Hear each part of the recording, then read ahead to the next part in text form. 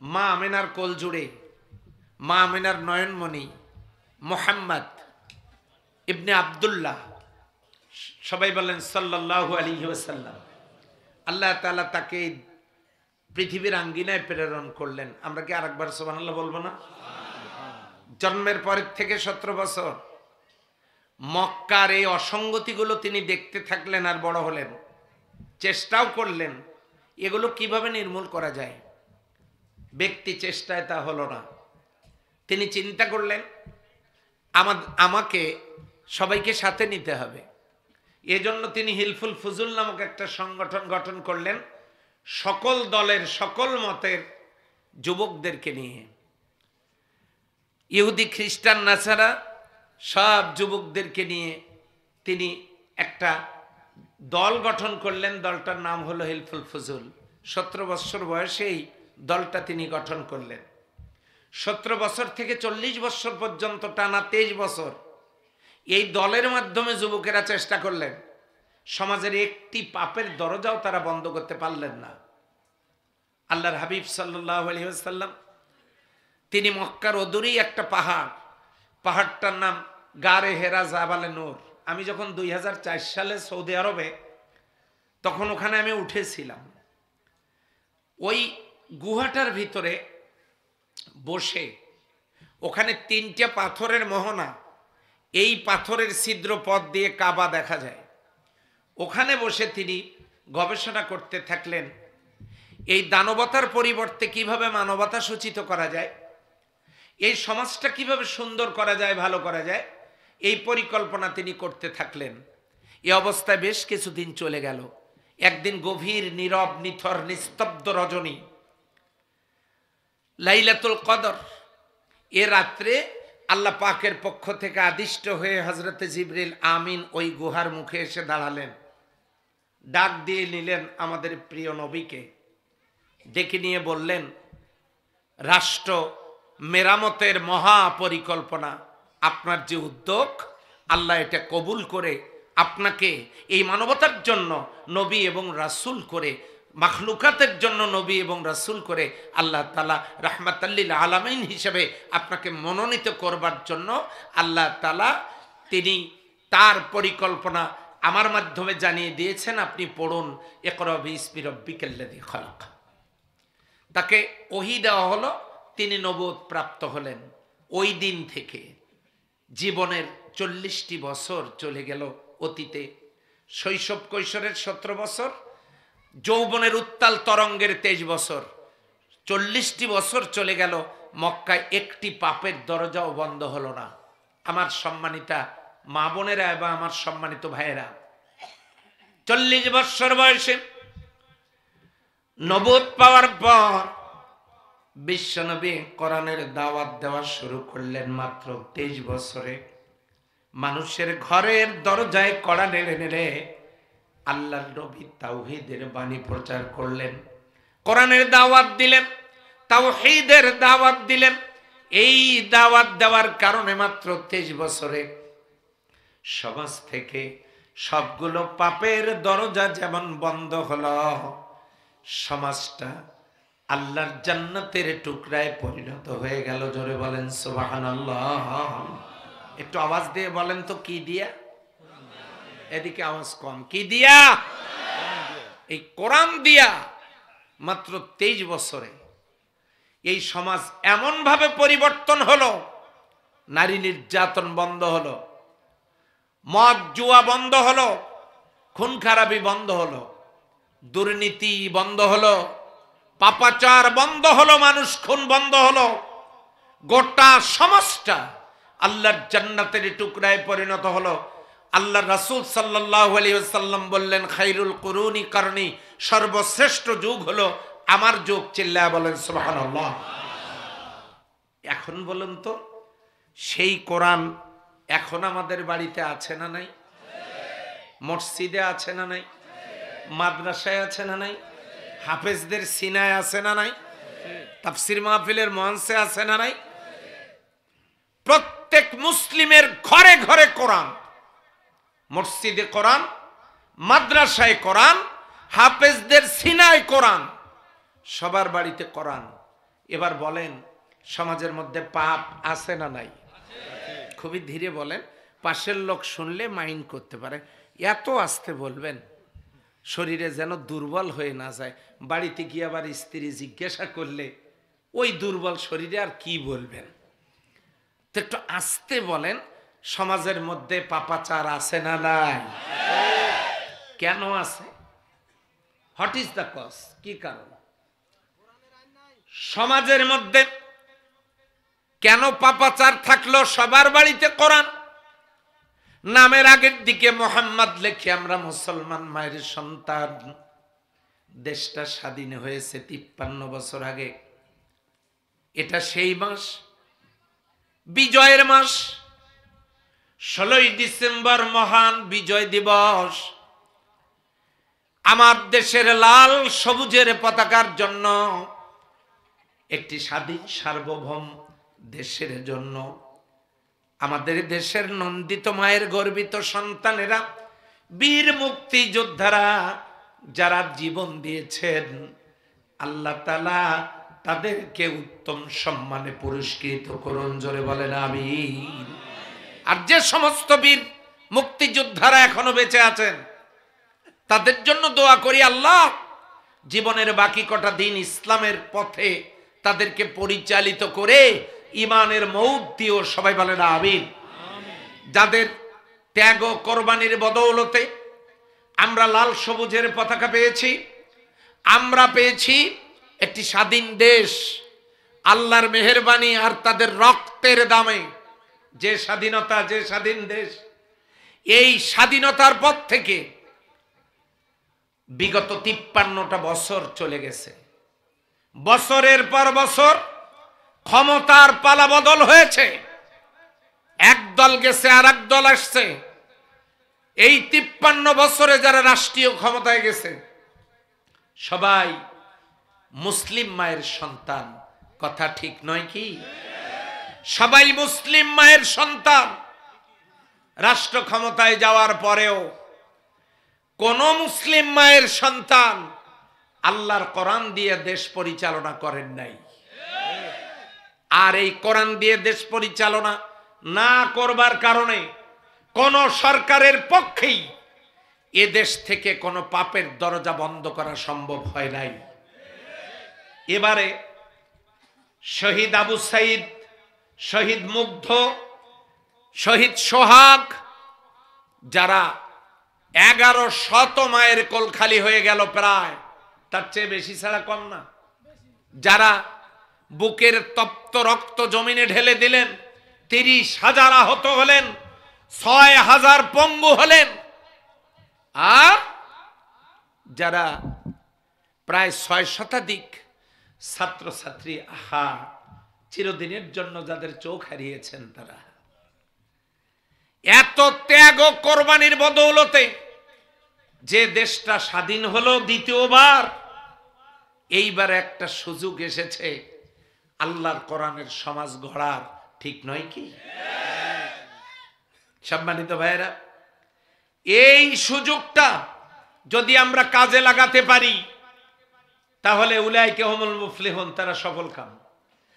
আর যদি সুযোগটাকে কাজে লাগাতে না পারি তাহলে সেটাও আমাদের জন্য পরীক্ষা হতে পারে, এর চাইতেও বড় বিপদ আল্লাহ দিতে পারেন। সেই জন্য কোনো মুনাফিক হাত তুলবেন না। কে কে চান আল্লাহর জমিনে কোরআনের সমাজ চালু হোক? এটা চান যারা, তারা হাত তোলেন দেখি।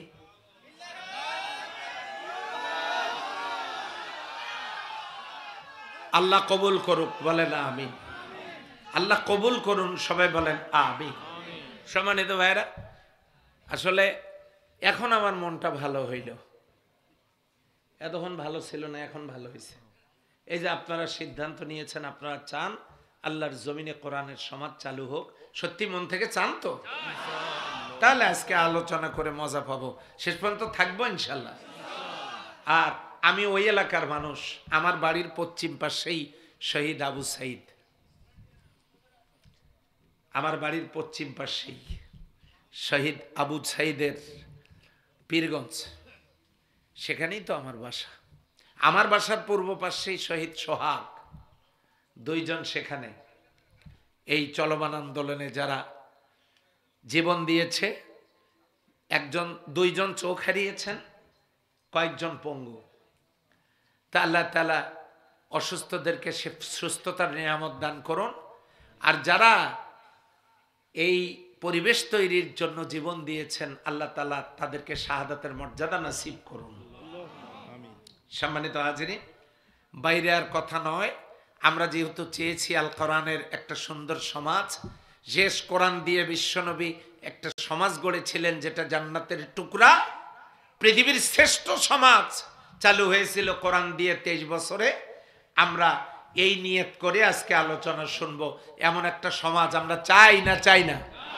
তাহলে সবাই আমার সাথে আওয়াজ দিয়ে পড়ে নেন, আউযু বিল্লাহি মিনাশ শাইতানির রাজিম, বিসমিল্লাহির রাহমানির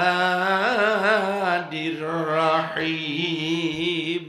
বিতাড়িত মুরতাদ শয়তান থেকে আল্লাহর দরবারে আত্মরক্ষা করছি, দয়াময় আল্লাহর নামে শুরু করছি। সূরা আল বাকারা। কোন সূরা? নবী করিম সাল্লাল্লাহু আলাইহি সাল্লামের মাদানী জিন্দেগিতে এই সূরা অবতীর্ণ। মোট আয়াত 286, রুকু 40টা। সেখান থেকে আমি আপনাদের সামনে একটি মাত্র আয়াত তেলাওয়াত করেছি, আয়াতের নাম্বার 30। আওয়াজ দিয়ে বলেন তো আল্লাহু আকবার। এবার বলেন কোন সূরার 30 নম্বর আয়াত? হ্যাঁ, সূরা বাকারা। বাকারা দিয়ে কেন শুরু করলাম? কেন শুরু করলাম? হ্যাঁ, এই বাড়ির কোন লোকের গরু, তার বাড়ির পাশেই জমি যদি ধান লাগানো থাকে আর গরু যদি সুযোগ পায়, ওই বাড়িওয়ালারই জমি, বাড়িওয়ালারই গরু, মনে হয় শিক্ষিত গরু হওয়ার কারণে ধান মনে হয় খাবে না। কি বলেন আপনি? খাবে। কেন খাবে? গরু তো গরুই, এর কোনো বিবেক নাই। এ কারণে মালিকের গরু হয়েও মালিকের ফসল নষ্ট করবে। কথা বলেন ঠিক কিনা? ঠিক ওই রকম তারা যারা আল্লাহর দেওয়া সূর্যের আলো সবাই পায়, হিন্দু বৌদ্ধ খ্রিস্টান নাগরিক বালি, আল্লাহর দেওয়া অক্সিজেন সবাই গ্রহণ করে, আল্লাহর দেওয়া বৃষ্টির পানি সবার জমিতে পড়ে, আল্লাহর দেওয়া নিয়ামত আমরা সবাই খাই, আল্লাহর দেওয়া শরীর সমস্ত অঙ্গ প্রত্যঙ্গ আমাদেরই কাজে লাগে। অথচ সেই আল্লাহর দেওয়া কোরআন এইটা না মানিয়া শয়তানি ফসল আল্লাহর জমিনে যারা আবাদ করে, তাদের পরিচয়টা কিসের মতো হওয়ার কথা বলে আপনারা মনে করেন? বিবেক শূন্য, বিবেক নাই। এই জন্য আমি ওই সূরা থেকে আলোচনা শুরু করতে চাই। আল্লাহ যেন এখান থেকে আমাদেরকে সঠিক পথ এবং পাথেও দান করেন। সবাই বলে আমিন। আল্লাহ রাব্বুল আলামিন বলেন, ওয়াইয ক্বালা রাব্বুকা লিল মালাইকাতি ইন্নী জাইলুন ফিল আরদি খলিফা। ওয়াইয ক্বালা, স্মরণ করো সেই সময়ের কথা যখন রব্বুকা, আপনার রব, যখন আপনার রব বলিয়াছেন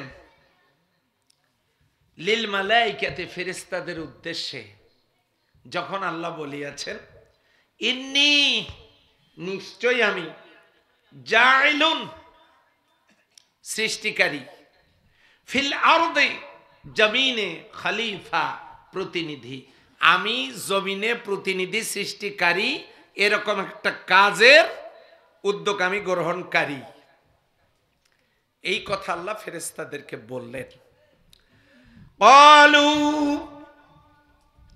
ফেরেশতারা তখন বললেন, আতাজআলু ফিহা মান ইউফসিদু ফিহা ওয়া ইয়াসফিকুদ দিমা ক্বালু, ফেরেশতারা বললেন, আতাজালু ফিহা, আপনি কি এমন কিছু করতে চাচ্ছেন সেখানে, এমন কিছু সৃষ্টি করতে চাচ্ছেন ওই জমিনে, সেখানে মাইয়ুফসিদু ফিহা, যারা সেখানে ফাসাদ সৃষ্টি করবে, দাঙ্গা হাঙ্গামার সৃষ্টি করবে, ওয়াসফিকুদ দিমা, আর যারা রক্তপাত ঘটাবে, রক্তাক্ষয়ী সংঘর্ষ যারা করবে, এমন উশৃঙ্খল কাউকে কি আপনি সৃষ্টি করতে চাচ্ছেন? ওয়ানাহনু, আর আমরাই তো নুসাব্বিহু বিহামদিকা, আপনার প্রশংসা স্তুতি, আপনার হামদ, আপনার প্রশংসা সহকারে আমরাই তো আপনার দাসত্ব করছি, এমন কাউকে কি আপনি সৃষ্টি করতে চাচ্ছেন? অনুকাদ্দিসু লাকা, আপনার পবিত্রতা তো আমরাই বর্ণনা করছি, প্রশংসা করছি, প্রশংসার সাথে আপনার তাসবিহ পাঠ করছি, আমরা আপনার দাসত্ব করছি। ক্বালা, আল্লাহ তাআলা বলেন, ইন্নী আ'লামু মা লা তা'লামুন, নিশ্চয়ই আমি যা জানি তোমরা তা জানো না। এই হচ্ছে আয়াতের অর্থ। এখন আসেন আমরা ব্যাখ্যা একটু কথা শুনি। আল্লাহ তাআলা ফেরেশতাদেরকে বললেন, কাকে দিচ্ছেন? আমি নিজেও কিছু খাই না, দয়া করে কাউকে দিবেন না। আর মঞ্চে যদি চা দেন, এলিয়ানদেরকে বিরিয়ানি দেওয়া লাগবে। কথা বলেন ঠিক কি? আমি আপনাদের পক্ষের লোক, আপনারা আবার আমাকে ছেড়ে চলে যায় না, আপনাদের কারণে টাটকা চা বাদ দিলাম। লক্ষ্য করুন, খুব মনোযোগ দেন। ইনশাল্লাহ আমরা একটা টার্গেটে আজকে পৌঁছবো। রাজি আছি ইনশাল্লাহ? শেষ পর্যন্ত থাকবো। আর একবার দেখি, আলহামদুলিল্লাহ, হাত তামান। এবারে লক্ষ্য করুন, আল্লাহ রাব্বুল আলামিন কয়েকজন ফেরেশতাদেরকে ডাক দিয়ে বলেন, মাটি সংগ্রহ করো। কি সংগ্রহ? বানাবেন কাকে? এখন প্রশ্ন হলো, একজন মাত্র ব্যক্তিকে আল্লাহ মাটি দিয়ে বানাইছেন। খালাকাল ইনসানা মিন সালসালিন কাল ফাখার, শুকনা ঠনঠনে আওয়াজ যুক্ত মাটির খাবিরায় আদম আলাইহিস সালামের বডি স্ট্রাকচার, বডি ল্যাঙ্গুয়েজ তৈরি। সুবহানাল্লাহ বাড়িতে গিয়ে বলবেন। আয়াত শোনার পর আল্লাহু আকবার বলা দরকার, সেটা তো বলেনি না। এখন সুবহানাল্লাহটা বাড়িতে গিয়ে খাওয়ার পরে ঠান্ডা মাথায় বলবেন, ঠিক আছে ইনশাল্লাহ। এখন আল্লাহ রাব্বুল আলামিন মাটি তৈরি করলেন কি দিয়ে?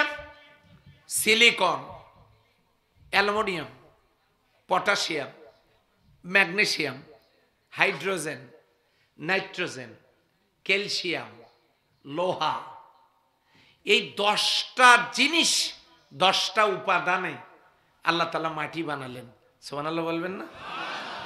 এই মাটি দিয়ে একজনের বডি ল্যাঙ্গুয়েজ তৈরি হলো। কি নাম তার? মাটি সংগ্রহ করলেন ফেরেশতারা, দায়িত্ব দিলেন, বানাও, বডি বানাও। ফেরেশতারা পা বানালো, ফেরেশতারা হাত বানালো, ফেরেশতারা বডি বানাইলো, ফেরেশতারা গলা পর্যন্ত চলে গেল।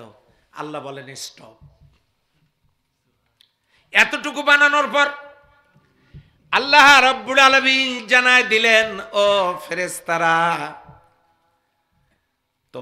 তোমরা আমার নির্দেশনা অনুযায়ী যতদূর পর্যন্ত বানাইছো, বাকিটুকু আমি আল্লাহ রাব্বুল আলামিন আমার কুদরতি হাত দিয়ে বানাবো। কি তা? চেহারা, চেহারা। সুবহানাল্লাহ, সুবহানাল্লাহ। আল্লাহ রাব্বুল আলামিন চেহারাটা তাম পৃথিবীর মানুষের আলাদা আলাদা করে দিলেন। কারো চেহারার সাথে কারো চেহারার মিল নাই। থাকলে কি খুশি হইতেন নাকি? সব পুরুষের যদি চেহারা একই রকম হতো, আর এখানে যে মহিলারা আসছেন সব নারীর চেহারা যদি একই রকম হতো, যাওয়ার সময় বউ খুঁজে পাইতেন? কে কারটা নিয়ে যাইতেন তার কোনো খবর থাকতো না। কথা বলেন ঠিক কিনা? তাহলে আলাদা আলাদা করে ভালো হয়েছে না খারাপ হয়েছে? কে বানাইছে? সম্মানিত ভাই বোনেরা, আল্লাহ তাআলা কত চমৎকার করে আমাদের চেহারাটা বানালেন। প্রথমে দিলেন মুখ, মুখ দিলেন দুই তিন কারণে, মুখ দিলেন তিন কারণে। মুখটা আল্লাহ কত চমৎকার করে বানালেন, কি সুন্দর করে আমার আল্লাহ রব্বুল আলামিন মুখটা বানালেন। শুধু মুখটাই বানান নাই, মুখের ভিতরে হাড়বিহীন একটা জিহ্বা আল্লাহ দান করলেন।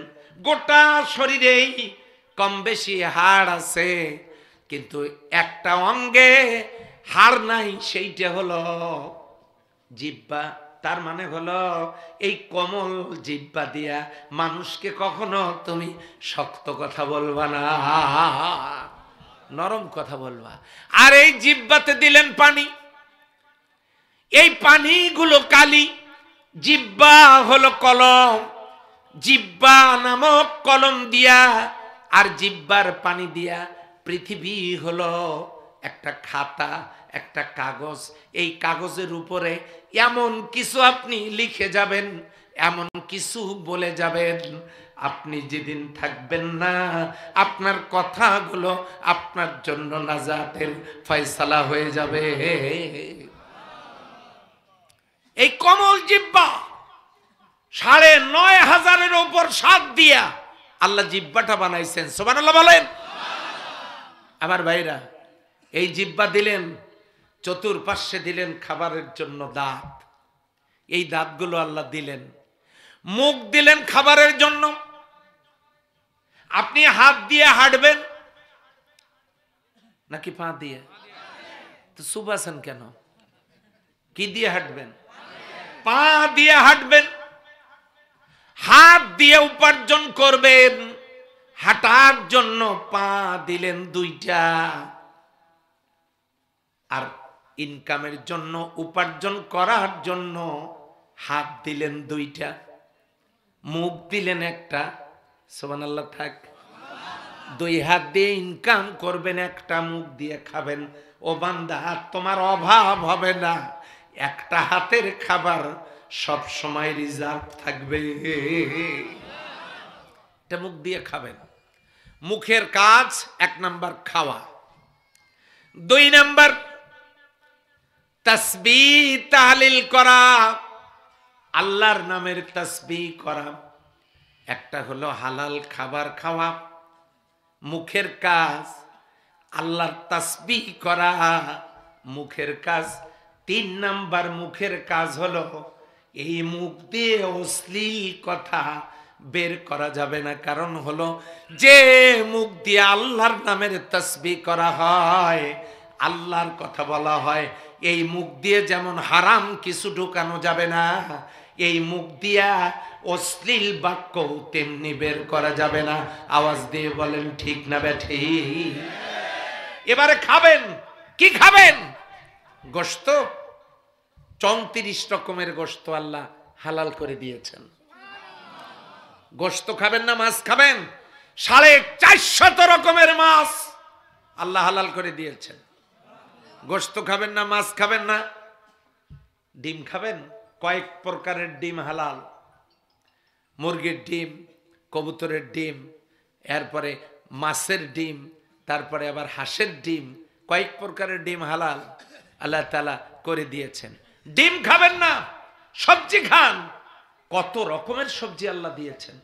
সবজি খাবেন না, ডাল খান, কয়েক প্রকারের ডাল হালাল। ডাল খাবেন না, ফল ফ্রুটস খান। ওয়াইন তাউদ্দু নি'মাতাল্লাহি লা তুহসুহা, গনেও শেষ করতে পারবেন না কত ফল ফ্রুটস আল্লাহ তাআলা দান করেছেন। সুবহানাল্লাহ বলেন। এগুলো কোনোটাই খাবেন না, তাহলে ১ গ্লাস পানি খান।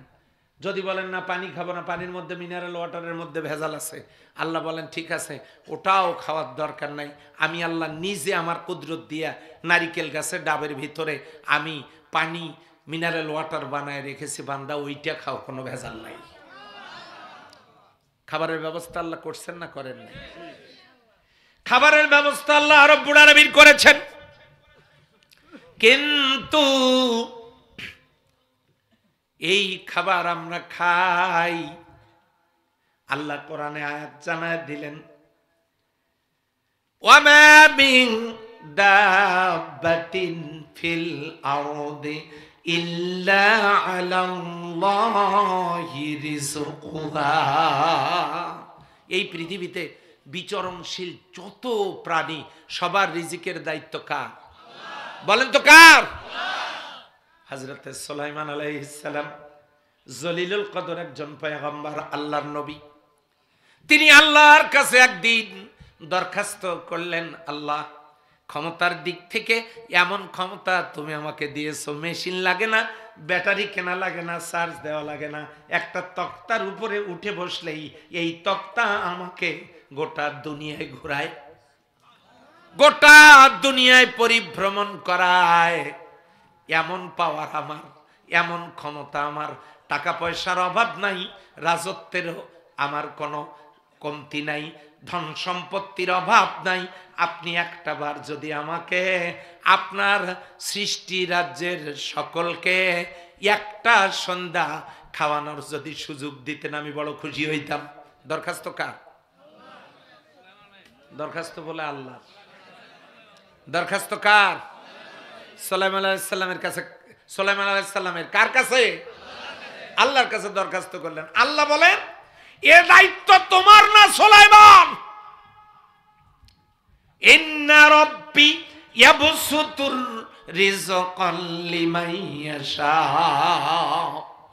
আমি যাকে ইচ্ছা অপরিমিত রিজিক দান করি। এই রিজিকের দায়িত্ব আমার, এ দায়িত্ব তোমার না, এ দায়িত্ব তুমি নিও না। সুলাইমান আলাইহিস সালাম বললেন, আল্লাহ, একটা সন্ধ্যা খাওয়াবো। কয় সন্ধ্যা? এক সন্ধ্যা, অনুমতি দেন।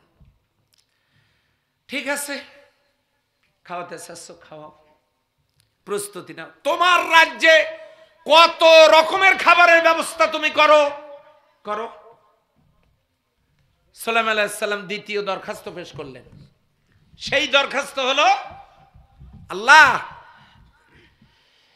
খাওয়ানোর অনুমতি যেহেতু পাইলাম, এবার আর একটা দরখাস্ত আছে। কিটা? দরখাস্ত হলো, সুন্দরবনে কতগুলো বাঘ আছে, তারপরে আফ্রিকার জঙ্গলে কতগুলো ভাল্লুক আছে, জন্তু আছে, সিংহ আছে, কোথায় কি আছে আমি তো জানি না, সংখ্যাও আমার জানা নাই। আল্লাহ, আপনাকে আমি একটা দরখাস্ত আর একটা পেশ করতেছি, সেটা হলো খাওয়াবো আমি, এটা ঠিক আছে, সংখ্যা আমার জানা নাই। আল্লাহ, আপনি শুধু এই জঙ্গলের মধ্যে যত প্রাণী আছে, কীট পতঙ্গ তৃণলতা পশু পাখি যারাই আছে, সমস্ত প্রাণীগুলো আপনার সংখ্যায় কত আমার জানা নাই, দাওয়াত দেওয়ার কাজটা শুধু আপনি করেন, খাওয়ানোর ব্যাপারটা আমি দেখতেছি। সুবহানাল্লাহ। থাক থাক, সুবহানাল্লাহ, কাল সকালে বলেন। খাওয়ানোর বিষয় আমি দেখতেছি, আপনি ই করেন, আপনি শুধু দাওয়াত দেন। আল্লাহ রাব্বুল আলামিন বলেন, ঠিক আছে, তুমি যখন বলছো, দেখা যাক কি করা যায়, তুমি প্রস্তুতি নাও। হাজার হাজার রাধুনি, রাধুনি মানে বাবুর্চি, রাজ্যে রাজ্যে ঘোষণা দিয়া, হাজার হাজার বাবুর্চি দিয়া, হরেক রকমের খাবার, খাবারের পাহাড় পরিমাণ স্তূপ তৈরি করে, যখন শেষের দিকে রেডি, প্রস্তুত, এখন খাওয়াবে, ঘোষণা আসবে, সমুদ্র থেকে একটা মাছ উঠছে, উঠে বলছে, আমি সুলাইমান, আল্লাহ নবী সুলাইমানকে একটু খুঁজতেছি, সুলাইমান আলাইহিস সালামকে খুঁজতেছি।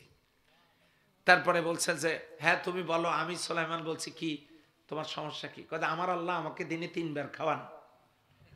তা এই এতক্ষণ পর্যন্ত দাওয়াতের কথা মনে করে আমি ভাবছি ভালো খাবার আজকে আছে, তো এখনো ব্যবস্থা করতেছেন না আপনি, ব্যাপারটা কি?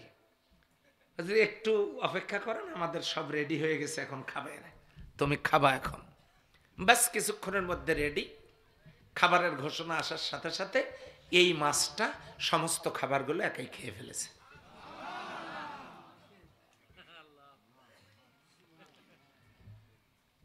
দীর্ঘ সময় ধরে আয়োজনকৃত এই খাবার, একটা মাছ যখন সব খেয়ে ফেললো, হযরত সুলাইমান আলাইহিস সালাম সিজদায় পড়লেন। সিজদায় পড়ে চোখের পানিগুলো ছেড়ে দিয়ে বলতেছেন, আল্লাহ, একটা মাছেই তো সব খাইলো। আপনার যত কীট পতঙ্গ, তৃণলতা, পশু পাখি এরা তো এখনো আসেই নাই। আমার তো সব প্রস্তুতি শেষ, মান সম্মান তো আর থাকবে না। এখন উপায় কি হবে? এই মাছ তখন ওখান থেকে নেমে যায় নাই। আল্লাহ রাব্বুল আলামিন হযরত সুলাইমান আলাইহিস সালামকে বললেন, মাস্টার মুখের কাছে কান লাগাও।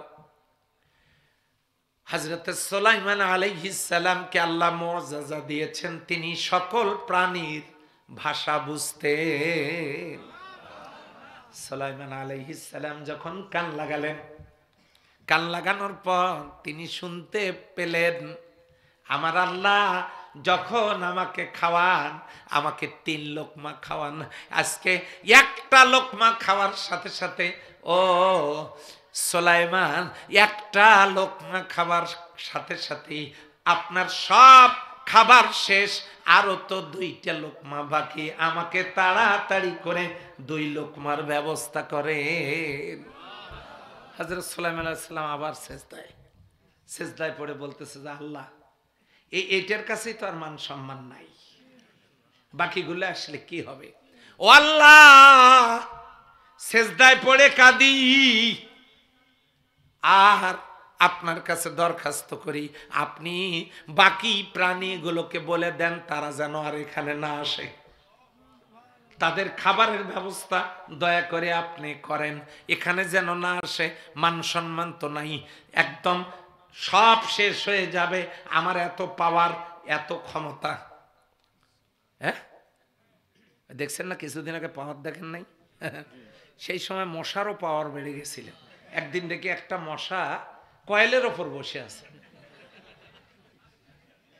আমি চিন্তা করলাম, এটা কোন দলের মশা, কয়েলের উপর বসে থাকে, পাওয়ার কত! আমার এত বড় রাজ্য, আমার এত পাওয়ার, এত ক্ষমতা, এত সম্পদ, মান সম্মান কিচ্ছু থাকবে না।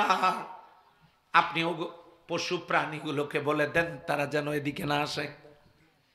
একটারে নাকি 3 লোকমা, 1 লোকমা খাইছে, আরো 2 লোকমা বাকি। আমার তো হাড়িতে আর কিছু নাই।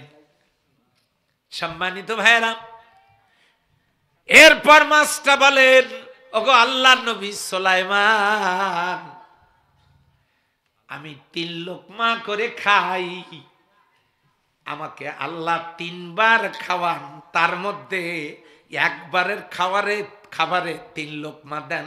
আমি আমার কিসমতে এখন 1 লোকমা পাইছি, 2 লোকমার ব্যবস্থা হয় নাই। সুলাইমান আলাইহিস সালাম বলেন, আমি দোয়া করি আল্লাহ যেন তোমাকে বাকি 2 লোকমার ব্যবস্থা করে দেন। এরপর আল্লাহ তাআলা ডাক দিয়ে বলেন, ওগো আমার আদরের নবী সুলাইমান,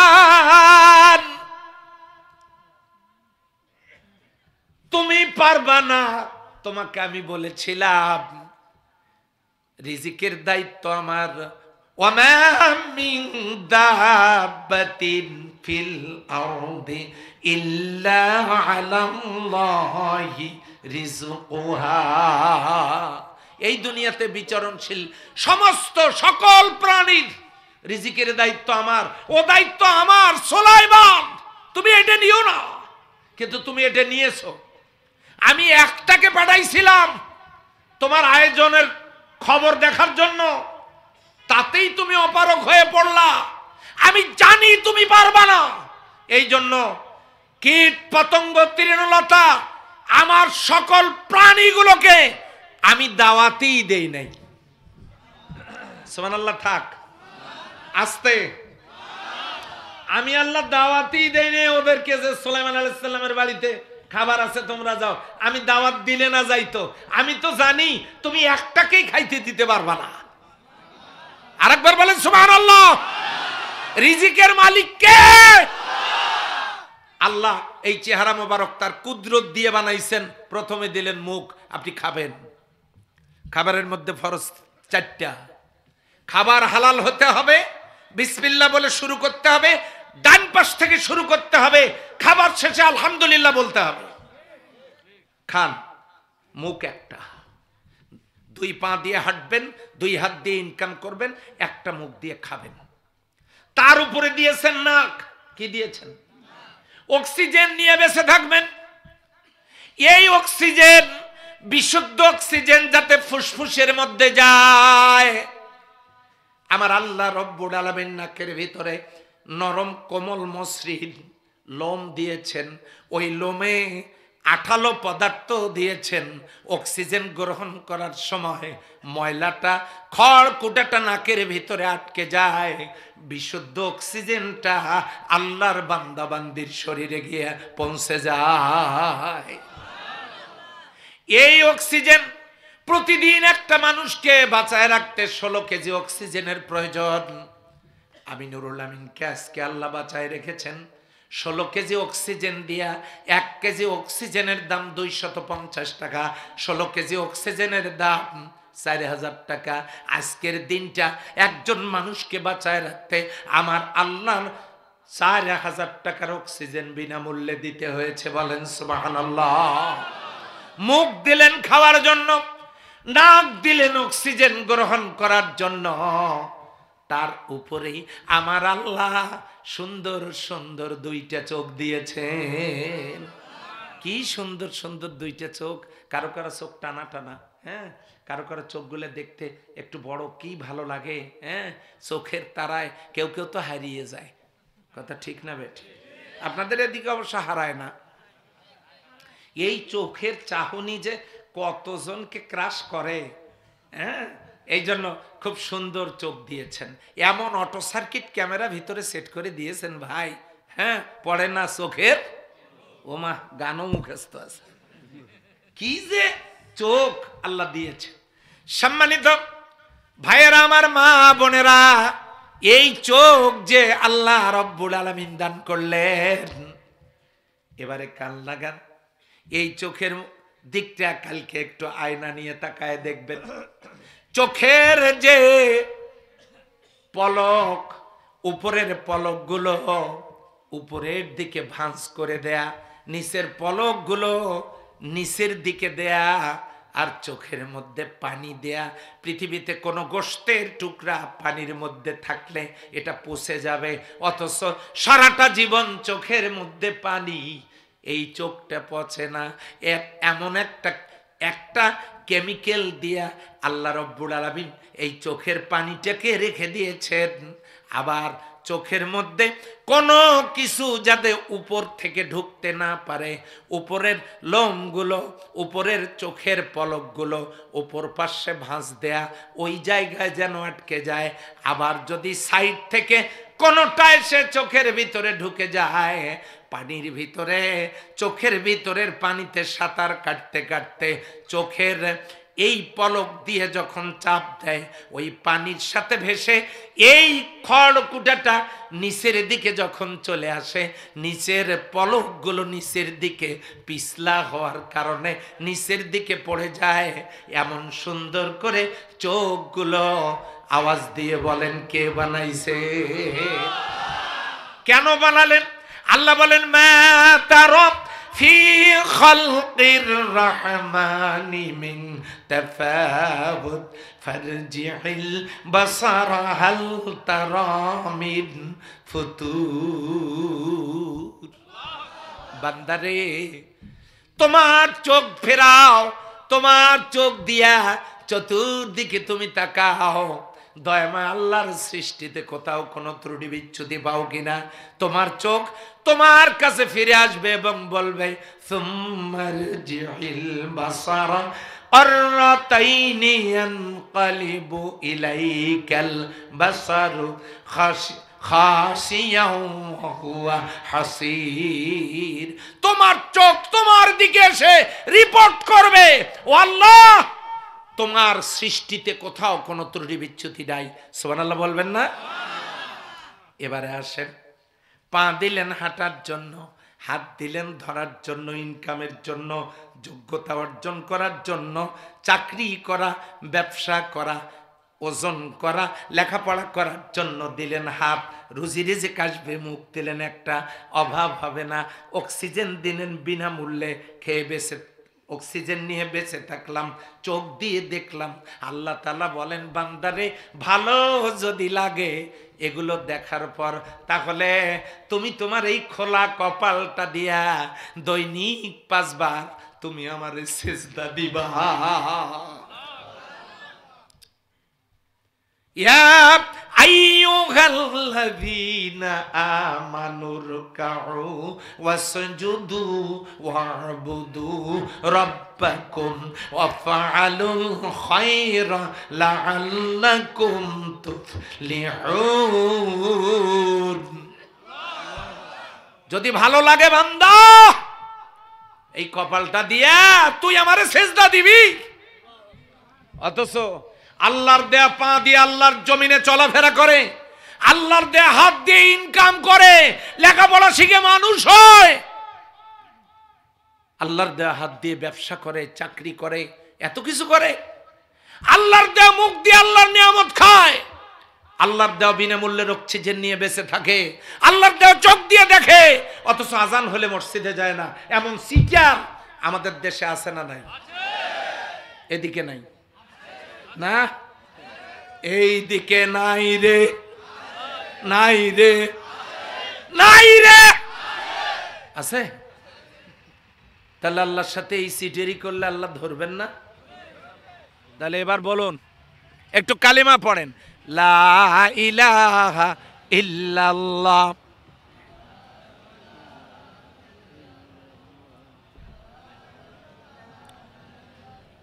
সুবহানাল্লাহ, আলহামদুলিল্লাহ। জেনারেটর আছে? সুবহানাল্লাহ, আলহামদুলিল্লাহ। জোরে জোরে।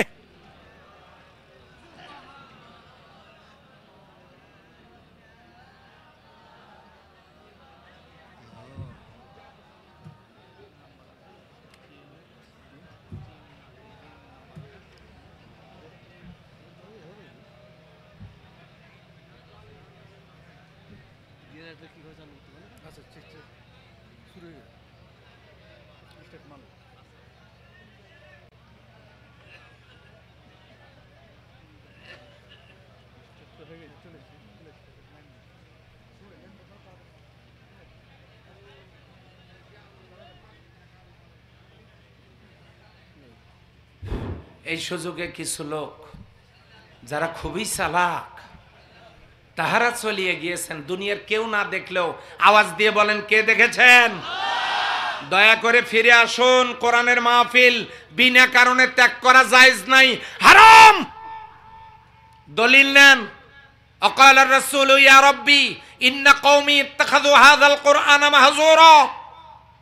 কিয়ামতের দিন নবীজি আল্লাহর দরবারে মামলা করবেন, মামলা করে বলবেন, আয় আমার রব, ইন্না কওমি, আমার উম্মতের মধ্যে ওই লোকগুলো, ইত্তাখাযু হাযাল কুরআনা মাহজুরা, তারা আপনার কোরআনকে তামাশা বানিয়েছিল। আপনার কোরআনকে তারা তামাশা হিসেবে গ্রহণ করেছিল। বালিতে কোরআন ছিল, খোলে নাই, পড়ে নাই, বোঝে নাই, মানে নাই, কোরআনের সমাজ কায়েমের জন্য কাজ করে নাই।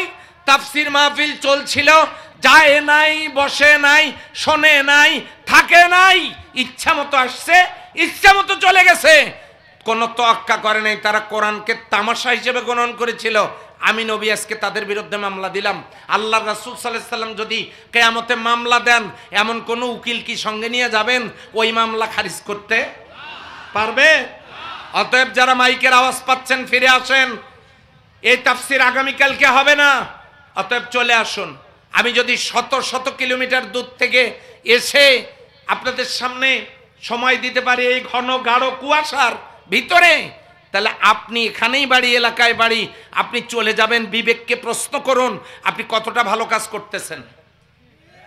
সম্মানিত ভাইরা, এরপরে লক্ষ্য করুন কপাল, এইটা দিয়া এরপরে এই কপালের উপরে বসায় দিলেন মাথা এবং মাথার মগজ, মাথার এই সেই সেল, মস্তিষ্কের সেল 42 42 কোটি মেমোরি সেল দিয়া আল্লাহ মস্তিষ্কটাকে এস্টাবলিশ করলেন মাথার ভিতরে, এগুলা সব কিছুর উপরে, যাতে এই বিবেক দিয়ে চিন্তা করে মানুষ সৎপথ বেছে নিতে পারে।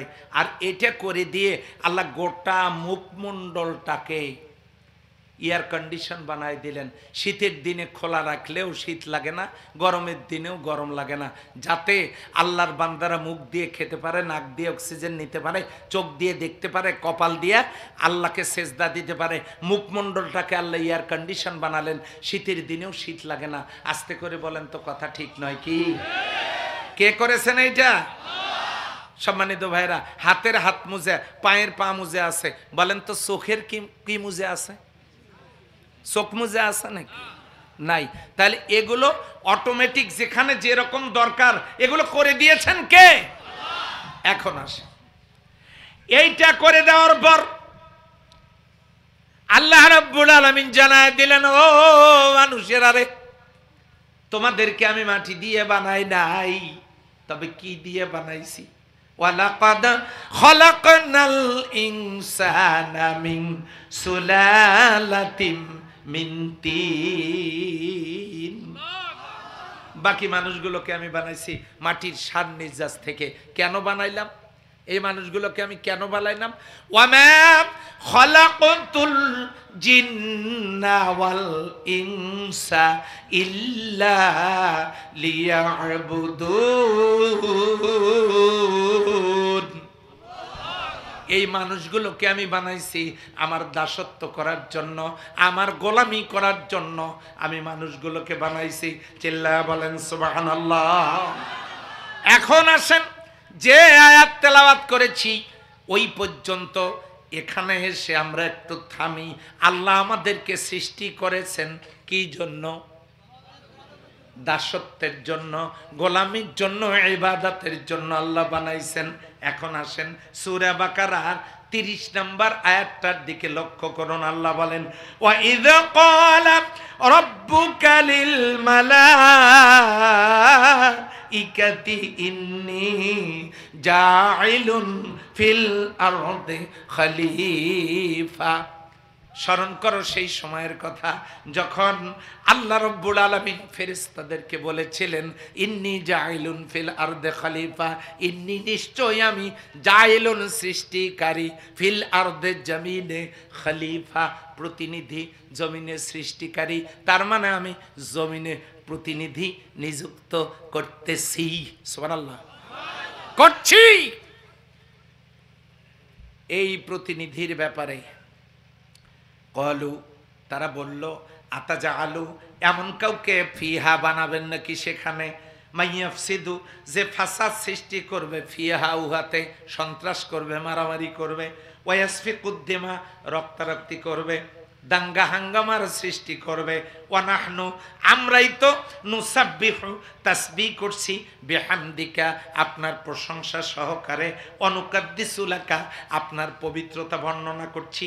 কলা, আল্লাহ বলেন, ইন্নী আ'লামু মা লা তা'লামুন। আল্লাহ বলেন, আমি যেটা জানি তোমরা সেটা জানো না। কথা বলেন ঠিক কিনা? যদি ঠিক হয় তাহলে ফেরেশতারা কেমনে বুঝলো মানুষ তৈরি, যে মানুষ তৈরি করে নাই তারা গিয়ে মারামারি করবে, কেমনে বুঝলো? কি আপনার যদি জানা না থাকে হঠাৎ একটা মন্তব্য আপনি করতে পারেন? তাহলে ফেরেশতারা কেমনে বললে এরা মারামারি করবে? ওই রকম কাউকে কি বানাচ্ছেন? এখন আমাদের দেশের হুজুরেরা বুদ্ধি একটা পাইছে। বুদ্ধিটা হলো, এর আগে জেন জাতি ছিল, হুজুরদের ওয়াজের স্টাইল দেখেন, এর আগে জেন জাতি ছিল, তারা জমিনে বিপর্যয় সৃষ্টি করার কারণে আল্লাহ তাদেরকে নেস্তে নাবুদ করে দিয়েছেন। এই জন্য ওখান থেকে ফেরেশতাদের অভিজ্ঞতা হয়েছে এমন কাউকে বানানোর দরকার নাই যারা দাঙ্গা হাঙ্গামার সৃষ্টি করবে। আমি হুজুরদেরকে জিজ্ঞাসা করতে চাই, আপনারা কি জানেন জেন জাতির শরীরে রক্ত আছে? জেন তো তৈরি হলো আগুন দিয়া, অখলাকাল জান্না মিন মারিজিম মিন নার, জিন তো তৈরি আগুন দিয়া। আপনারা কি প্রমাণ করতে পারবেন জিন জাতির শরীরে আগুন আছে, রক্ত আছে? তো জিনের শরীরে তো রক্ত নাই, তাহলে আপনি দাঙ্গা হাঙ্গামা করলো ওয়াসফিকুদ্দিমা যে এখানে আসছে, ওয়াসফিকুদ্দিমা তারা রক্তপাত ঘটাবে, জিনের শরীরে তো রক্ত নাই, তাহলে রক্ত তারা পাইলো কই? কথা বলেন ঠিক কিনা? ফেরেশতানা নূরের তৈরি, তাদের শরীরে রক্ত নাই। জিন তৈরি আগুন দিয়া, তাদের শরীরে রক্ত নাই। যে জিনিস ফেরেশতারা জানেই না, তারা কি করে বললো ওয়াসফিকুদ্দিমা, তারা রক্তপাত করবে? মাঝখানে একটা ঘটনা আছে না নাই? ধীরে বলেন, আছে না নাই? হ্যাঁ, এই ফেরেশতারা অন্যান্য গ্রহ নক্ষত্রে দায়িত্ব পালন করেছিল, সেই অভিজ্ঞতা তাদের আছে যে হুজুর আপনি আবার অন্যান্য গ্রহ নক্ষত্রে দায়িত্ব পালনের খবর কেমনে পাইলেন? বিশ্বনবী যে মেরাজে গেলেন, যাওয়ার পরে এটা কি সশরীরে গেছেন না স্বপনে? কথা বলেন, সশরীরে। যদি সশরীরে গিয়ে থাকেন, উনি কি জান্নাতের মধ্যে কিছু লোক দেখেন নাই? জাহান্নামের মধ্যে কিছু লোক দেখেন নাই? তো কিয়ামতই তো হয় নাই, জান্নাতের লোকগুলো কোথা থেকে গেল, জাহান্নামের লোকগুলো কোথা থেকে গেল? উনি তো এসে বলেন নাই আমি স্বপ্ন দেখে আসছি। তার মানে হলো কিছু কিছু পৃথিবীতে কিয়ামত হয়ে গেছে, সেখানকার অভিজ্ঞতা ফেরেশতাদের থাকবার কারণে কিছু কিছু গ্রহ নক্ষত্র কেমনে হইল এটা? আল্লাযী খালাকা সাবআ সামাওয়াত ওয়া মিনাল আরদি মিসলাহুন্না, যতগুলো আসমান অতগুলো জমিন, ওয়া ইয়াখলুকু, তিনি সৃষ্টি করতে আছেন। ইয়াতানাজ্জালুল আমরু বাইনাহুন্না, প্রত্যেকটা আসমানে তিনি বিধিবিধান নাজিল করতেছেন। হাদিস শরীফে এসেছে ফি কুল্লিস সামা আদম কা আদম, নূহ কা নূহ, ইব্রাহিম কা ইব্রাহিম, মুসা কা মুসা, ঈসা কা ঈসা। প্রত্যেকটা আসমানে আল্লাহ আদমের মতো আদম, নূহের মতো নূহ, ইব্রাহিমের মতো ইব্রাহিম, মুসার মতো মুসা, ঈসার মতো ঈসা আল্লাহ তাআলা তৈরি করে রেখেছেন। জোরে বলেন সুবহানাল্লাহ। যতগুলো পৃথিবীর জন্য আল্লাহ তাআলা রব, আলহামদুলিল্লাহি রাব্বিল আলামিন, অতগুলো পৃথিবীর জন্য আপনার আমার নবী রাহমাতাল লিল আলামিন, ওমা আরসালনাকা ইল্লা রাহমাতাল লিল আলামিন। ততগুলো পৃথিবীর জন্য ওই আলামিন বানানো যা, এ আলামিন বানানো তা। তার মানে যত জগতের জন্য আল্লাহ রব, তত জগতের জন্য নবী হলেন রাহমাতাল লিল আলামিন। জোরে বলেন সুবহানাল্লাহ।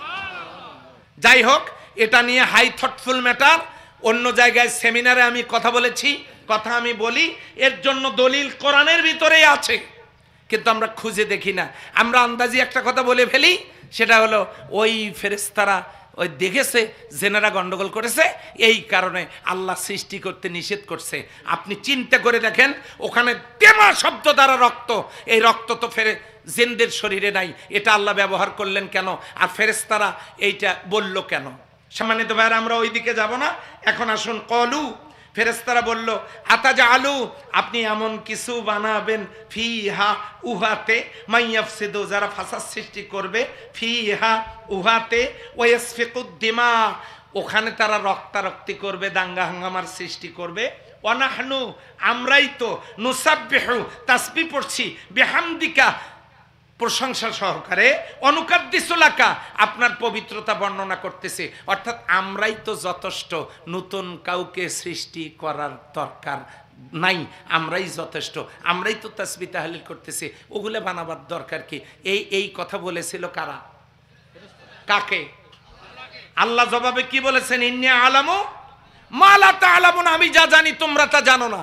কারণ এই মানুষগুলোর ভিতরেই নবী আসবেন। সুবহানাল্লাহ, আসতে বলেন।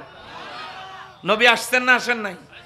1,23,685 জন নবী আর 315 জন রাসূল এই জমিনে এসেছেন।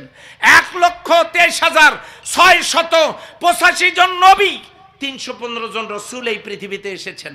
সম্মানিত ভাই এবং বোনেরা, এই মানুষগুলোর ভিতরে নবী আসবেন, রাসূল আসবেন, শহীদ আসবেন, সলেহিন আসবেন, মুত্তাকি আসবেন, তারপরে নাবিয়িন, সিদ্দিকিন, শুহাদা ওয়া সালিহিন, নেককার বান্দারা এই মানুষগুলোর ভিতরে আসবেন।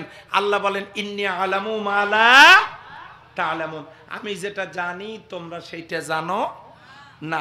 সম্মানিত ভাইরা, এই মানুষগুলোকে ফেরেশতাদের কাছে গর্ব করে আল্লাহ বানাইলেন কি জন্য জানেন? জমিনে কার খেলাফত প্রতিষ্ঠা করার জন্য। খলিফা হবে কার? পীরের না আল্লাহ? এখন আছে কিসের? পীরের। পীরের খলিফা। পীরের খলিফা কেমনে হয় জানেন? পীর সাহেব খেলাফত দেন, উনি ওনার এলাকায় ওই পীরকে দিয়ে একটা মাহফিল করান, আর কি করান? ওই পীরের মুরিদ বাড়ান, আর কি করেন? ওই এলাকায় যাতে অন্য পীর শক্তিশালী হইতে না পারে সেটা তিনি বন্ধ করেন। এটাই হলো, ঠিক আছে তো? এটা হলো মুরিদের কাজ। কয়টা? 5টা কাজ। 1, নিজে মুরিদ বাড়াবেন, অন্য পীরের মুরিদ হতে দিবেন না। 3 নম্বরে পীরের বাড়িতে জলসায় সঙ্গে করে লোক নিয়ে যাবেন, ওই পীরের একটা জলসা নিজের এলাকায় করবেন। বুঝেন নাই মনে হয়? আর পীরের বাড়িতে হাদিয়া বাস পর্যন্ত দিবেন। এই 5টা কাজ মুরিদের। তো এখন খলিফা হওয়া দরকার আল্লাহর, তা না হয়ে আমরা হয়েছি পীরের। পীরের খলিফা। আবার দর্জিকেও কি বানাইছি? আপনাদের এলাকায় দর্জিকে কি বলে ভাই? খলিফা। আচ্ছা, দর্জিকে বানাইতে দিচ্ছেন পাঞ্জাবি, বানাইছে শার্ট, নিবেন নাকি? ঝুলটুল সাইজ টাইজ দিয়েছেন, যা দর্জি এটা করে নাই, ওই কাপড় কি আপনি নেবেন? তাহলে দর্জি যদি উল্টা পাল্টা করে, আপনি তো ওই কাপড় নিবেন না, বরং এই 4টে আঙ্গুল এইরকম করে ভাঁজ দিয়ে, এগুলো হলো মুহাজির, আর এই আঙ্গুলটা হলো আনসার, এটা উপরে তুলি দিয়ে, বোঝেন যে কি হয়েছে? এটা দিয়ে ওই খলিফা দর্জির এ পাশে 16টা, এ পাশে আসার সম্ভাবনা। ঈদের দিন সকালবেলা বলতেছে, নেন আপনার কাপড় নিয়ে যান, রেডি, ডলে রাখছি। সেলাই করতে দিয়েছেন পাঞ্জাবি, সেলাই করছে হলো আপনার ছোট মেয়ে জাঙ্গি। নেবেন? মায়ের বাকি থাকবে? তাহলে এবার বোঝে, দর্জি যদি কাজ ওলট পালট করে তার কপালে যেমন দুঃখ আছে, ঠিক তেমনি দর্জিকে যারা খলিফা বলেন, এবার বোঝেন আল্লাহর খলিফা যদি জমিনে উল্টে পাল্টা কাজ করে তারও কপালে দুঃখ আছে না নাই? ধীরে বলেন, ধীরে বলেন, আছে না নাই? হ্যাঁ, এবার আসেন, ইন্নী জাইলুন ফিল আরদি খলিফা। জমিনে খলিফার দায়িত্ব হলো আল্লাহর জমিনে আল্লাহর কাজ করা, আল্লাহর গোলাম বাড়ানো। এই গোলাম বাড়ায়া আজান হলে মসজিদে সবাই মিলে যাওয়া, ঠিক কিনা? খলিফা হিসেবে আপনারা এই কাজ করবেন। জমিনের খলিফা হিসেবে, জমিনে খলিফা হিসেবে কাজ করা লাগবে, কোরআনের সমাজ কায়েম করা লাগবে। এটা হলো খলিফাদের কাজ, ঠিক কিনা বলেন তো? সম্মানিত ভাই ও বোনেরা, এই সহজ কথাটুকুন যদি আপনারা বুঝতে ব্যর্থ হন, আশা করি আপনারা বুঝেছেন। এবারে লক্ষ্য করুন, আমি এমন একজন ব্যক্তির কথা বলছি, হযরত সাদ বিন আবি ওয়াক্কাস রাদিয়াল্লাহু তাআলা আনহু, নবীর একজন সাহাবী। পিতা বেঁচে নাই, পিতা বেঁচে নাই, মা এবং ছেলে একই সংসারে তারা। একদিন সাদ বিন আবি ওয়াক্কাসকে বাড়ির মধ্যে অনেক সময় পর্যন্ত না পাওয়ার কারণে মা অস্থির হয়ে যান। অনেকক্ষণ পর পুত্র যখন ফিরে আসেন, মা তখন ডাক দিয়ে বলেন, বাবা কই ছিলে তুমি? এবারে সাদ বিন আবি ওয়াক্কাস রাদিয়াল্লাহু তাআলা আনহু তিনি বলেন, আমি গিয়েছিলাম এমন একজন মানুষের দরবারে, যার দরবারে গেলে মানুষের জীবন ধন্য হয়ে যায়, মানুষ আলোর দিশা পায়, মানুষ সত্যের সন্ধান পায়। তার দরবারে গিয়েছিলাম। তিনি হলেন আব্দুল্লাহর পুত্র মুহাম্মদ আমিন।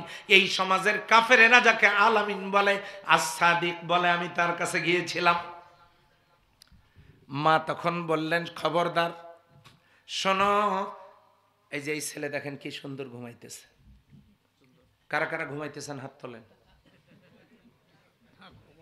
আপনারা যদি এই আলোচনা শুনে ঘুমান, আমি তো বুঝতেছি না, আমি কোরআন হাদিসের বাইরে তো কোনো কথা বলতেছি না, আমি কোনো আজগবি কথা বলতেছি। ওই যে আমাদের দেশে কিছু হাইব্রিড বক্তা হয়েছে, কানে হাত দিয়ে টান মারে, বাজান রে এ এ হরিণ একটা বান্দা ছিল গাছেরই তলায়। এই যে আপনাদের এলাকার কুষ্টিয়ার আমাদের এই যে আজকের মেহমান, হরিণ বান্দা ছিল, এরকম রকম কোনো কিছু জিন্দিগিতে পাইছেন কোথাও? এই যে টান মারলো আর জন বক্তার যা কণ্ঠ, কণ্ঠ ব্যাস একদম। কালকে আবার এটা নিয়ে আলোচনা, কাল বক্তা আসছিল, কি সুর কি কণ্ঠ, যা বলিল। পাশের থেকে আর একজন বলল যে ভাই কি বলিল? কয় বিশ্বাস করেন আল্লাহর কসম এত সুন্দর আজ জীবনে শুনি নাই। তো উনি কি বয়ান করলেন আল্লাহর কসম আমার একটাও মনে নেই। কথা ঠিক কিনা বলেন? কান লাগান, আমি তো ঘুমানোর কথা বলছি না। এবারে লক্ষ্য করুন, হযরতে সাদ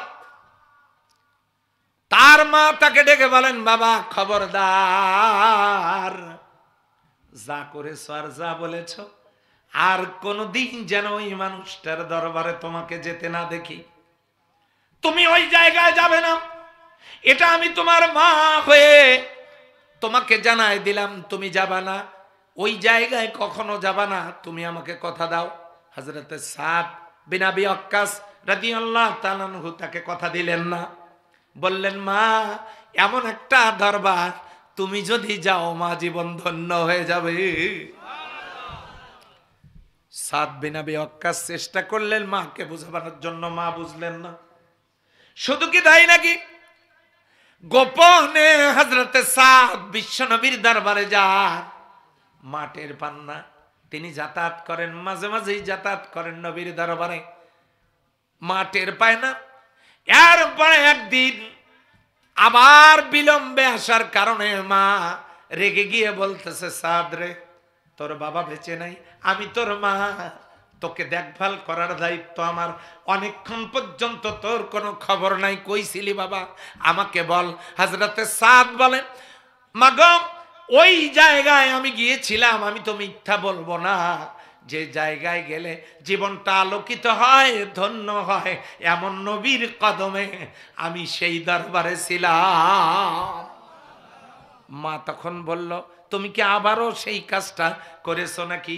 যদি করেই থাকো তাহলে শোনো, ওখানে যাওয়া বন্ধ না করা পর্যন্ত আর কোনোদিন আমি তোমার মা তোমাকে কথা দিচ্ছি, শোনো, কখনো কোনোদিন কোন অবস্থাতেও আর আমি এক ফোঁটা পানিও পান করব না, খাবার তো গ্রহণ করবই না, প্রয়োজনে এই অবস্থায় অনশন করতে করতে মারা যাব, তারপরেও কিছুই খাবো না, তুমি যদি সেখানে যাওয়া বন্ধ করে না দাও। হযরত সাদ রাদিয়াল্লাহু তাআলা আনহু মাকে বোঝাবার, হযরত সাদ বিন আবি ওয়াক্কাস রাদিয়াল্লাহু তাআলা আনহু মাকে বোঝাবার জন্য খুব চেষ্টা করলেন, তিনি পারলেন না। এবারে মা অনশনে গেলেন, সন্তান বারবার মাকে খাওয়ার কথা বলছেন, মা খাচ্ছেন না, মায়ের পা ধরেছেন, কান্নাকাটি করছেন, কিন্তু মা খান না। আহারে মা খাচ্ছেন না। হযরতে সাদ বিন আবি ওয়াক্কাস তিনি মনে কষ্ট পাইতেছেন, তিনি খুবই কাতর অবস্থায় আছেন, মা খাচ্ছেন না। 1 ঘন্টা 2 ঘন্টা 3 ঘন্টা না, 24 ঘন্টা পর্যন্ত মা খেলেন না। হযরতে সাদ আবারও তার কাছে গিয়ে খুবই অনুরোধ করলেন, মা তুমি খাও, আমি তোমার সন্তান, আমার বাবা বেঁচে নেই, আমি তোমার সন্তান, বড় কষ্ট পাইতেছি, আমাকে কি তুমি কষ্ট দিতে যাও? মাগো তোমার হাতে ধরে বলি, তোমার পায়ে পড়ি, মা তুমি না খেয়ে থাকো না, তুমি খাও। খুব চেষ্টা করলেন, মা খেলেন না, কিন্তু সময়টা 48 ঘন্টায় চলে গেল, কিন্তু মা খাচ্ছেন না। এরপরে হযরতে সাদ বিন আবি ওয়াক্কাস তিনি লক্ষ্য করে দেখেন মায়ের চেহারাটা মলিন, যে কোনো সময় তিনি পড়ে যেতে পারেন, অসুস্থ হয়ে যেতে পারেন, তার মুখের দিকে তাকানো যাচ্ছে না, মা তারপরেও খাচ্ছেন না। এবার মাকে জড়ায় ধরে কান্না শুরু করে দিলেন, মা তোমার যদি কিছু হয় আমি সান্ত্বনা দেবে আমাকে কে? মাগো তোমার পায়ে পড়ি, আল্লাহর হস্তে খাও। আমি এমন কোন খারাপ মানুষের কাছে যাই নাই, খারাপ কোন দরবারে যাই নাই যেখানে গিয়ে মানুষ নষ্ট হয়, যেখানে গিয়ে চরিত্র ঠিক থাকে না। আমাদের দেশে এমন দল আছে যে দলের কর্মীরা নেশা করে, হ্যাঁ, পাগলা পানি খায়। কি পানি? কথা বলেন না, কি পানি? পাগলা পানি খায়। পাগলা পানি খায় মানে মদ খায়। মদ খায় বাড়িতে গিয়া স্ত্রীকে বলে, মা দরজাটা খোলো। স্ত্রী বলে, কি রে, এই তো আমার জসিমের বাবা, আমাকে মা বলে কেন? ঘটনা কি? তার কি মাথা খারাপ হইল নাকি? পাশের রুমে ছেলে ঘুমাচ্ছিল। ছেলে যখন এসে বলতেছে, মা, বাবা, গভীর রাতে মার সাথে তুমি কি শুরু করে দিয়েছ? এত কেন চিল্লা পাল্লা করছো? এত আজে বাজে কথা বলতেছো কেন? কি হয়েছে তোমার, বলো। তখন সে বলতেছে, ভাই আপনি মনে কিছু নেবেন না, এটা আমাদের স্বামী স্ত্রীর ব্যাপার। নাউজুবিল্লাহ বলবেন না। মাথা কি ঠিক আছে নাকি? পাগলা পানি খায়। এমন দলের, আমাদের দেশের দলগুলোর নেতা কর্মীরা পাগলা পানি খায়। খাইয়া গাছের ধাক্কা দিয়া বলে, ভাইজান সাইড দেন। বলে না? বলে না? আপনাদের এদিকে একটু কম খায়। আমার ভাইরা লক্ষ্য করে দেখেন, পাগলা পানি খাইয়া কি অবস্থা। দল করে অন্যটা। দল তো সেইটা করা দরকার। সারা বাংলাদেশে লক্ষ লক্ষ মামলা হয়েছে যে দলের কর্মীদের নামে, একটি মামলাও দুর্নীতির মামলা বিগত সরকার দিতে পারে নাই। ওই সরকারই প্রমাণ করেছে এই দল যারা করে তারা দুর্নীতি মুক্ত। দল তো এমন দল করা দরকার যে দলের নেতা কর্মীরা নেশা করে না। এমন দল করা দরকার যে দলের নেতা কর্মীরা ফরজ নামাজ ছেড়ে দেয় না। কি সব আজে বাজে মানুষ কি সব দল করে, আর আমাকে বুঝে তারা তাদের দলে নিতে পারল না। আমি তো ওই দল করব যদি কেউ গ্যারান্টি দিতে পারে আমার দলে দুর্নীতিবাজ নাই, আমার দলে বেনামাজি নাই, আমার দলে নাই নেশাখোর নাই। ওই দলেই তো করা উচিত, সেটার সাথে তো সামিল হওয়া উচিত। তাদেরকে দিয়েই তো, দুর্নীতিমুক্ত দলকে দিয়েই তো দুর্নীতিমুক্ত সমাজ গড়া যাবে। কথা বলেন ঠিক কিনা? এরপর আপনারা লক্ষ্য করুন, আল্লাহর বান্দারা, আমি তো এমন কোন দরবারে যাই নাই যে দরবারে গেলে মানুষ খারাপ হয়ে যায়, যে দরবারে গেলে মানুষ নষ্ট হয়ে যায়। এমন কোন দরবারে তো আমি যাই নাই। মাগো তুমি আমাকে বাধা দাও কেন? তোমার পায়ে পড়ে বলি, মা তুমি খাও। মা বলছে, মরে যাব খাবো না, মরে যাব খাবো না, মরেই যাব খাবো না। অনশন। সময় চলে গেল 72 ঘন্টা পর্যন্ত। মা অজ্ঞান হয়ে পড়লেন। এবারে মায়ের শিওরে বসে কান্নাকাটি করছেন হযরতে সাদ বিন আবি ওয়াক্কাস। মাকে বলতেছে, মা তুমি তো মারা যেতে পারো, তোমার অবস্থা খুবই খারাপ, আল্লাহর হস্তে কিছু খাও, তুমি মুখে কিছু দাও। এবারে বলতেছে, মরেই যাব কিন্তু এরপরেও আমি খাবো না। মা যখন এই কথা বলল, তখন আল্লাহ রাসূল সাল্লাল্লাহু আলাইহি ওয়াসাল্লাম তার কাছে মা অজ্ঞান হয়ে পড়ে আছে। সাদ বিন আবি ওয়াক্কাসের মা অজ্ঞান হয়ে পড়ে আছে। হযরতে সাদ বিন আবি ওয়াক্কাস রাদিয়াল্লাহু তাআলা আনহু বিশ্বনবীর দরবারে গিয়ে বলেন, ওগো নবী আল্লাহ, আমার মা অনশন করেছে, আমি আপনার দরবার ত্যাগ না করলে মা কিছু খাবে না, যদি মারাও যায়।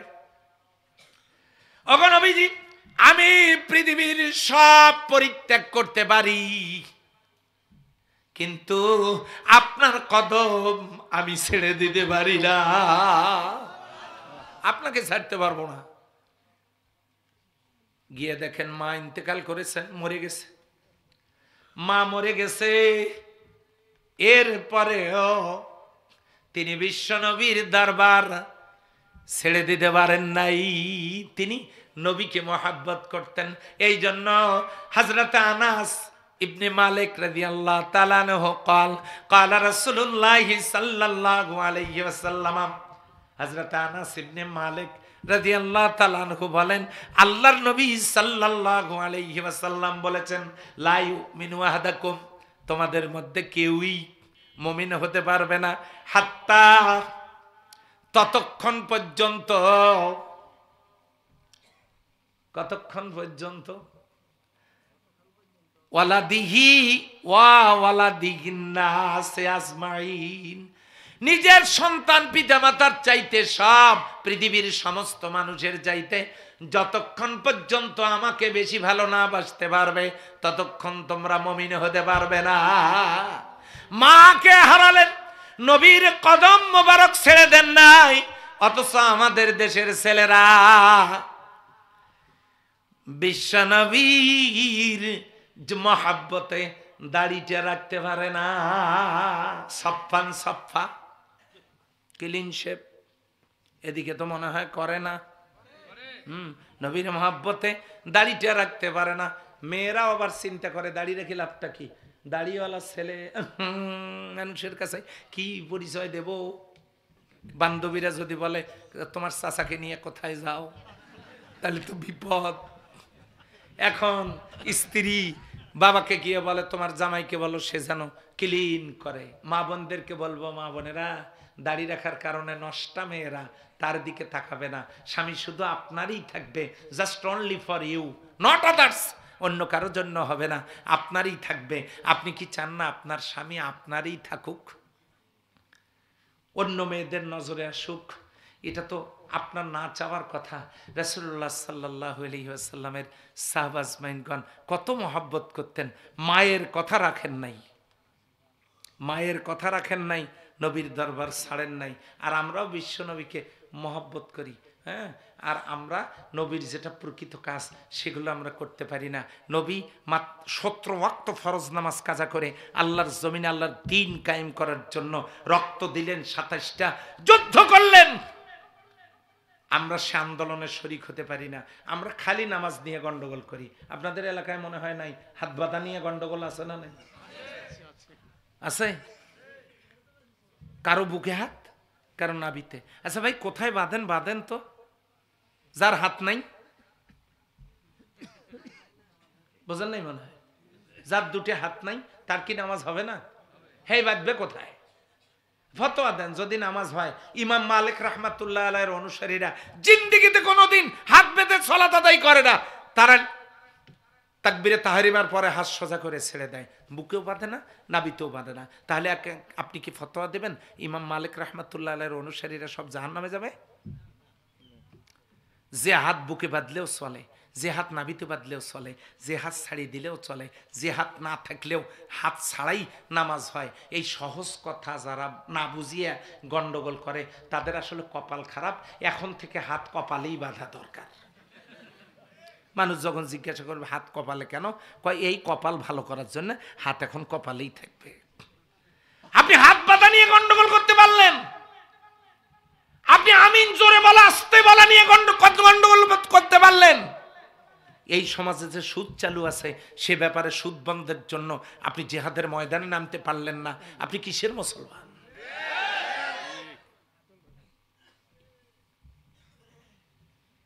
আপনি দল্লিন আর জল্লিন নিয়ে গন্ডগোল করতে পারলেন,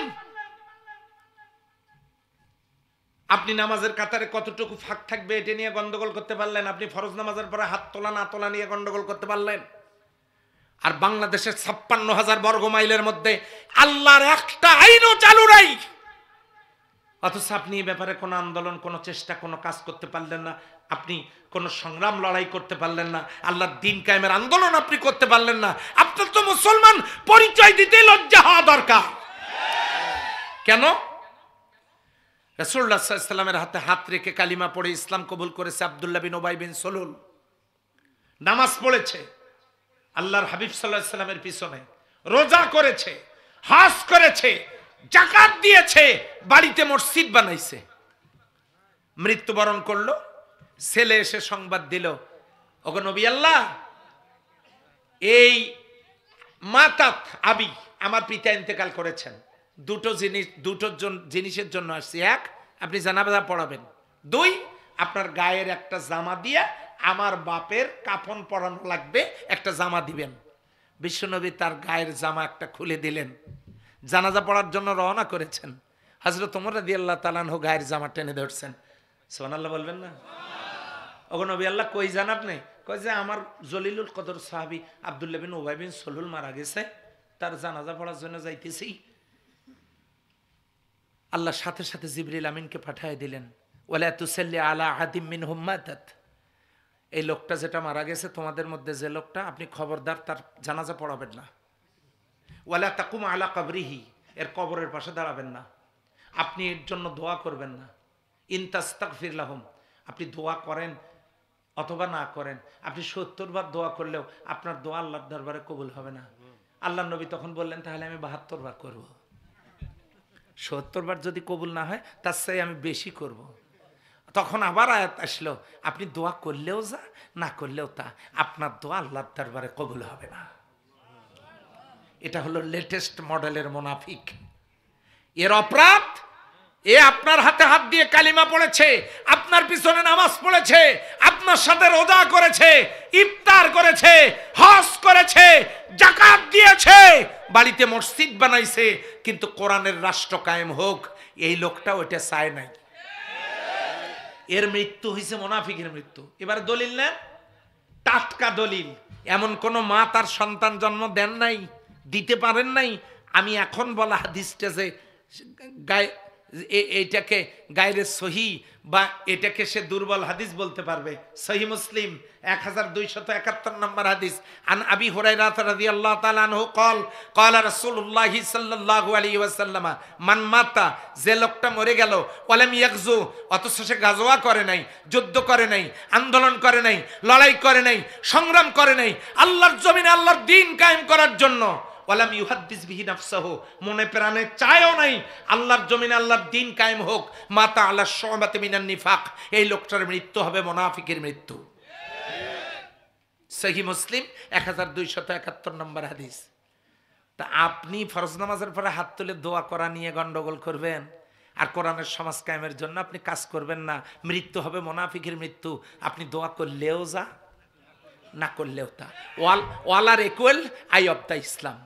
আপনি দল্লিন জল্লিন নিয়ে গন্ডগোল করবেন, আপনি আমিন জোরে আস্তে জোরে নিয়ে গন্ডগোল করবেন, আপনি হাত বাঁধা নিয়ে গন্ডগোল করবেন, এগুলার হাদিস আপনি পাইলেন। মুনাফিক হয়ে মরতেছেন, সে হাদিস আপনি পান নাই। আপনি তো একটা লেটেস্ট মডেলের কানা। লেটেস্ট মডেলের কি কানা? চোখে দেখেন না। এই জন্য আমাদেরকে খলিফা হিসেবে, আমরা কার খলিফা? আল্লাহর খলিফা হতে রাজি কারা কারা? হাত তুলে দেখা।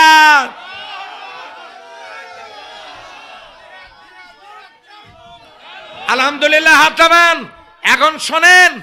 এখন শোনেন, কোরআনের সমাজ যদি কায়েম হয়, হানাফি মাযহাবের লোক, আহলে হাদিসের লোক সবাইকে ডাকা হবে।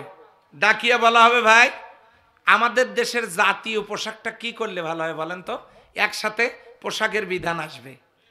নামাজটা আমরা কোন তরিকায় করব? সল্লু কামা রাআইতুমুনি উসাল্লি, সালাত আদায় করো সেভাবে যেভাবে নবীজি করেছেন। আমরা হাদিসে পড়েছি, কিন্তু আমরা তো নবীজিকে দেখি নাই। আমরা এই কাজটা কিভাবে করব? আসেন সবাই মিলে সিদ্ধান্ত নাই। ওখানে বসে সবাই মিলে এটা পরে করা যাবে, আগে তো কোরআনের সমাজ কায়েম করা জরুরি। কথা বলে ঠিক কিনা? আমাদেরকে মারতেছে কাফেরেরা, আর আমরা গন্ডগোল করতেছি মুনাজাত নিয়ে। বাহ, কি সুন্দর কথা, কি সুন্দর পলিসি। তার মানে এই লোকগুলোই, এগুলো নিয়ে সে আহলে হাদিস হোক, আহলে হানাফ হোক, অন্য কেউ হোক, যারা মূল কাজ বাদ দিয়া, কোরআনের সমাজ কায়েমের কাজ বাদ দিয়া আজে বাজে ফিতনা তৈরি করে সমাজে বিশৃঙ্খলতার সৃষ্টি করবে, আমি আপাতত তাদেরকে ইসলামের দুশমন হিসাবে চিহ্নিত করার আমি একটা চিহ্ন আপনাদেরকে দিয়ে গেলাম। এই জন্য আমাদেরকে মূল কাজে ফিরে আসতে হবে। জমিনে খেলাফতের দায়িত্ব, খলিফার কাজই হলো খেলাফত প্রতিষ্ঠা করা। ইন্নী জাইলুন ফিল আরদি খলিফা, আমরা আল্লাহর জমিনে আল্লাহর পক্ষ থেকে নিযুক্ত করা খলিফা।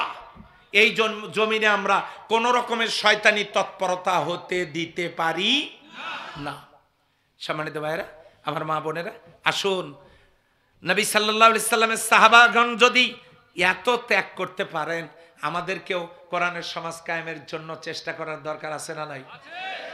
প্রত্যেকটা বাড়িতে দ্বীনের দাওয়াত পৌঁছায় দেন, স্ত্রীকে দাওয়াত দেন, ছেলে মেয়েদেরকে দাওয়াত দেন, প্রতিবেশীদেরকে দাওয়াত দেন, গ্রামটাকে ইসলামী আন্দোলনের দুর্গে পরিণত করুন। ইনশাআল্লাহ সময় এসেছে এই কোরআনওয়ালারাই আগামী দিনে রাষ্ট্র পরিচালনা করবে ইনশাআল্লাহ। এই গোপন তথ্যটা দিয়ে গেলাম, আপাতত বাইরে বলার দরকার নাই। আপনারা কাজ করতে থাকেন ইনশাআল্লাহ, ইনশাআল্লাহ, ইনশাআল্লাহ। সারা দেশের যে অবস্থা, কোরআনওয়ালারাই আগামী দিনে দেশ পরিচালনার নেতৃত্ব দান করবে ইনশাআল্লাহ। আসুন সকলে মিলে এই কাজে শরীক হই। আল্লাহ তাআলা আমাদের তৌফিক দান করুন, সবাই বলে আমিন। এতটুকুন কথা বলে আমি শেষ করছি। যাওয়ার সময় আমার লেখা এই মুসাফিরের হালতে আপনারা আমার সাথে করতে চান করেন, সবাই পড়েন আস্তাগফিরুল্লাহ, আস্তাগফিরুল্লাহ, আস্তাগফিরুল্লাহ। কাল আবার আলোচনা হবে, গন্ডগোল তো একটা লাগাই দিয়ে গেল। এখন যেটা করতেছি এটা বিশেষ দোয়া। রাসূলুল্লাহ সাল্লাল্লাহু আলাইহি সাল্লাম নিজেও বিশেষ দোয়া করতেন। আমি মুসাফির, আমরা এই দেশটার জন্য 16 ডিসেম্বর যে দেশ স্বাধীন হলো, এই দেশটার জন্য, এই আন্দোলনে যারা নিহত হলো, আমরা তাদের জন্য একটা বিশেষ দোয়া করতে পারি না? পারি না? এখন কি করব না? ফির গন্ডগোল লাগলে কিন্তু আমি গন্ডগোলের মধ্যে নাই। আল্লাহুম্মা আমিন। রব্বানা যালামনা আনফুসানা ওয়া ইল্লাম তাগফির লানা ওয়া তারহামনা লানাকুনান্না মিনাল খাসিরিন। রব্বানা লা তুযিগ কুলুবানা বা'দা ইয হাদাইতানা ওয়া হাব লানা মিন লাদুনকা রাহমাতান ইন্নাকা আনতাল ওয়াহ্হাব। আল্লাহ তাআলা 2 দিনের মাহফিল